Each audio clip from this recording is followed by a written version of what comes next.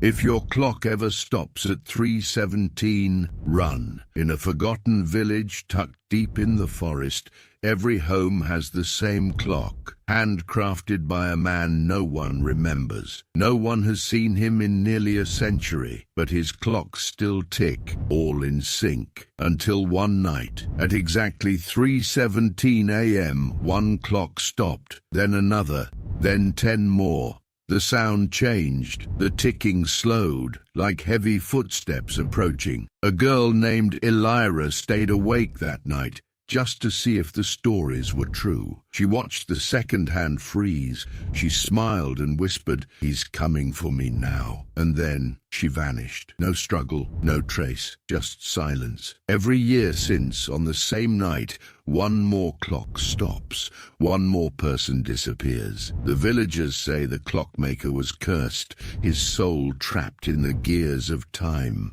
The man who could hear everyone's thoughts, except his own. He woke up one morning and could hear every thought around him. Not voices, thoughts, real, raw, unfiltered. His neighbor smiling politely thinking, "You don't belong here." His girlfriend laughing at his joke but thinking, "I'm so tired of pretending." Even strangers thinking things they'd never dare say out loud. It was overwhelming, but addictive. He knew who was lying, who was real, who was planning something they'd never admit. He felt like a god, until he realized one thing. He couldn't hear his own thoughts. Not one, only silence. He tried everything, mirrors, meditation, screaming at himself. Nothing. Then one night, he wrote down a question. Who am I?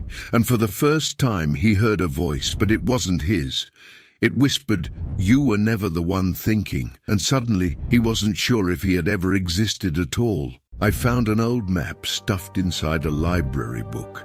No streets, no names, just a single red line. When I blinked, the line moved, not by much, but always leading somewhere new. I followed it into the city. Every blink twisted reality. Shops changing names, buildings swapping places and people. Some dressed like they were from the past, others from a future I didn't want to imagine. Once I blinked, and the sky was green. The next blink, back to normal. Nobody else noticed. The red line finally stopped at a narrow alley. A man in a dark coat was waiting. He smiled like he'd been expecting me. "You're late," he said. "The meeting started 3 centuries ago." I tried to step back, but the map in my hands caught fire without heat, turning to ash that clung to my skin like ink. The ground shifted beneath me, and suddenly I was in a city I'd never seen before. Its towers scraped the clouds, and the streets hummed with a sound like a heartbeat. A sign above read, "Welcome to the last city." I blinked, and it was gone.